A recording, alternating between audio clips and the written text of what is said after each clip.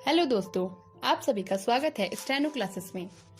आज मैं आपको माध्यमिक स्वर के बारे में बताऊंगी। उससे पहले मैं एक बात आपसे कहना चाहती हूँ। जो मैं बताने जा रही हूँ माध्यमिक स्वर के बारे में, उसको आप ध्यान से सुनिए, ध्यान से समझिएगा, तभी आपके समझ में आएगा। अब मैं आपको माध्यमिक स्वर के बारे में बताऊंगी। यदि दो व्यंजन रेखाएं आपस में मिलती हैं तो उनके बीच में आने वाला प्रथम या द्वितीय स्थान का स्वर अपने ही स्थान पर लगाया जाता है, किंतु तृतीय स्थान का स्वर दूसरी व्यंजन रेखा के पूर्ववर्ती तृतीय स्थान पर लगाया जाता है। अब मैं आपको प्रथम स्थान के स्वर बताती हूँ। मैंने यहाँ पे लिया है रानी। पहले आप र बनाएंगे, फिर नौ बनाएंगे। र, क्योंकि र के बाद आ की ध्वनि प्रकट कर रहा है, तो आ जो है दीर्घ स्वर के प्रथम स्थान का गहरा बिंदु। तो आप जहाँ से व्यंजन रेखा शुरू होती है, मैंने आपको पहले बताया था, वो उसका प्रथम स्थान, ये गहरा बिंदु रा, और नौ के बाद ई स्वर प्रकट कर रहा है, तो हम तृतीय स्थान, प्रथम द्वितीय तृतीय, ये हमारा रानी। मैंने दूसरा एग्जाम्पल लिया है जाट। पहले आप जौ बनाएंगे डार्क, फिर टॉ। अब जौ के बाद आ का स्वर है, तो ये प्रथम स्थान का गहरा बिंदु, ये हमारा जाट। इसी तरीके से द्वितीय स्थान में मैंने लिया है टोक। पहले आप टॉ बनाएंगे, फिर कौ। टॉ के बाद ओ की ध्वनि प्रकट कर रहा है। ओ जो है दीर्घ स्वर का गहरा डैश द्वितीय स्थान पे, प्रथम स्थान द्वितीय स्थान गहरा डैश, ये। अब मैंने दूसरा लिया है डोली। तो आप पहले डॉ बनाएंगे डार्क, फिर वहीं से लॉ। तो ये ओ जो है द्वितीय स्थान पे डो, और ये लॉ के बाद ई का स्वर है तृतीय स्थान पे, प्रथम द्वितीय तृतीय गहरा बिंदु, डोली। अब तृतीय स्थान में, अब जैसे कि मैंने आपको बताया कि प्रथम स्थान और द्वितीय स्थान के जो स्वर होते हैं वो अपने ही स्थान पे लगाए जाते हैं, किंतु तृतीय स्थान का जो स्वर होता है वो दूसरी व्यंजन रेखा के पूर्ववर्ती तृतीय स्थान पर लगाया जाता है, क्योंकि पहली व्यंजन रेखा का तृतीय स्थान दूसरी व्यंजन रेखा का पहला स्थान बन जाता है। ये आपको ध्यान में रखना है। अब यहाँ पे मैं आपको बताती हूँ, मैंने लिखा है रूठा। तो आप पहले रॉ बनाएंगे लाइन से ऊपर, रॉ, रू, ठ, कटावा।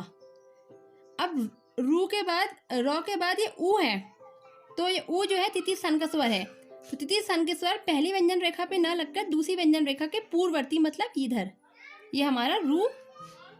ठ के बाद आ की ध्वनि, तो यहाँ पे आप ये लगाएंगे गहरा बिंदु, ये हमारा रूठा। इसी तरीके से कूप लिखा है, तो आप पहले कौ बनाएंगे, फिर पौ। कौ के बाद तृतीय स्थान का स्वर है, तो कौ पे नहीं लगाएंगे, आप पौ पे लगाएंगे, क्योंकि दूसरी व्यंजन रेखा के पूर्ववर्ती लगता है। इस तरीके से ये हमारा कूप। अब मैं आपको समतल रेखाओं पर तृतीय स्थान के स्वर बताऊंगी। यदि समतल व्यंजन रेखाएं आपस में मिले तो पहली रेखा का तृतीय स्थान दूसरी व्यंजन रेखा का पूर्ववर्ती तृतीय स्थान होता है। अब मैं एग्जाम्पल लेती हूँ। यहाँ पे मैंने एग्जाम्पल लिया मेघ। पहले आप मौ बनाएंगे, फिर वहीं से कौ। अब मौ के बाद ए का स्वर आ रहा है, तो ये ए जो है वो द्वितीय स्थान पे आता है। इस तरीके से यहाँ पे लगाएंगे। अब मैंने दूसरा लिया है मूक। पहले आप मौ बनाएंगे, फिर वहीं से कौ। अब मौ के बाद तृतीय स्थान का स्वर है, जो कि दूसरी व्यंजन रेखा कौन सी हमारी, कौ, दूसरी व्यंजन रेखा के पूर्ववर्ती मतलब यहाँ पे तृतीय स्थान पे, प्रथम स्थान द्वितीय स्थान तृतीय स्थान गहरे डैश के साथ, ये हमारा मूक। अब मैं आपको तृतीय स्वरों वाली समतल रेखाएं अकेली होने पर या आपस पर मिलने पर भी रेखा को छूकर ही लिखी जाती है, ये मैं बताती हूँ। जैसे मैंने यहाँ पे लिया नीम। पहले आप नौ बनाएंगे, वहीं से मौ। अब नौ के बाद तृतीय स्थान का स्वर है, तो दूसरी व्यंजन रेखा के तृतीय स्थान पे लगेगा। इस तरीके से हमारा नीम। अब दूसरा लिया मीनू। तो आप पहले मौ बनाएंगे, फिर नौ।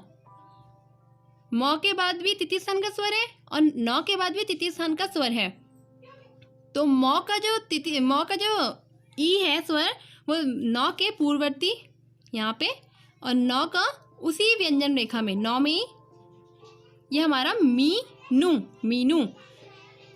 इसी तरीके से यदि प्रारंभिक समतल व्यंजन रेखा के साथ कोई अधोमुखी रेखा मिले तो समतल रेखा को आवश्यकता अनुसार इतना ऊपर नीचे किया जा सकता है ताकि दूसरी व्यंजन रेखा से उसका स्थान स्पष्ट हो सके। अब मैंने यहाँ पे कोड और नीति दो शब्द लिए हैं। कोट क जो है वो समतल व्यंजन है, तो आप क को इतना ऊपर लिखेंगे कि जो दूसरी व्यंजन रेखा है वो नीचे आ सके, डॉट डार्क। क के बाद ओ, दूसरे स्थान का गहरा डैश, ये हमारा कोट। इसी तरीके से दूसरा व्यंजन लिया है, दूसरा शब्द लिया है नीति, तो आप पहले न बनाएंगे फिर त बनाएंगे। दोनों में तृतीय स्थान के स्वर हैं। न का जो बड़ी ई है वो त के पूर्ववर्ती, और त में भी तृतीय स्थान का स्वर है, ये इसके बाद में हल्का बिंदु, ये हमारा नीति। यदि समतल व्यंजन रेखा के बाद ऊर्ध्वमुखी रेखा आ जाए तो तृतीय स्थान को प्रकट करने के लिए समतल रेखा को इस प्रकार नीचे लिखा जाता है कि दूसरी व्यंजन रेखा तृतीय स्थान की हो जाए। जैसे मैंने यहाँ पे लिया है गीली, तो आप ये गौ को मैं यहाँ पे भी लिख सकती हूँ, मगर मैं इस रेखा से नीचे लिखूंगी क्योंकि हमारी ये लौ जो है ये ऊर्ध्वमुखी है, ऊपर को लिखी जाती है। देखिए मैंने पहले गौ लिखा डार्क, फिर उसके बाद मैंने वहीं से लौ लिया, लौ हल्का। अब गौ के बाद ई का स्वर है, लौ के पूर्ववर्ती लगेगा गहरा बिंदु, और लौ के बाद तृतीय स्वर है तो ये लौ में ही लगेगा तृतीय स्थान पे, ये हमारा गीली। इसी तरह से दूसरा मैंने शब्द लिया कील, पहले आप क बनाएंगे हल्का, उसी से ऊपर लौ, ठीक है। क के बाद भी तृतीय स्थान का स्वर है बड़ी ई, तो ये क पे ना लग के हम लौ पे लगाएंगे पूर्ववर्ती गहरा बिंदु के साथ, ये हमारा कील। अब यहाँ पर मैंने आपको समतल रेखाओं पर तृतीय स्थान के स्वर किस प्रकार से लगाए जाते हैं ये बताया है। जैसे मैंने आपको बताया कि अगर कोई समतल व्यंजन रेखा के बाद अधोमुखी व्यंजन रेखा आती है तो उसको हम इतना ऊपर लिखें कि अधोमुखी व्यंजन रेखा उस नीचे आ जाए, और अगर कोई समतल व्यंजन रेखा के बाद ऊर्ध्वमुखी व्यंजन रेखा आती है तो हम उसको तृतीय स्थान प्रकट करने के लिए समतल रेखा को इस प्रकार नीचे लिखते हैं कि दूसरी व्यंजन रेखा तृतीय स्थान की हो जाए। और यहाँ पर हमारा माध्यमिक स्वर कंप्लीट हुआ। अगर आपको ये वीडियो पसंद आया तो आप इसको लाइक करें, सब्सक्राइब करें, स्टेनो क्लासेस के साथ जुड़े रहिए। धन्यवाद।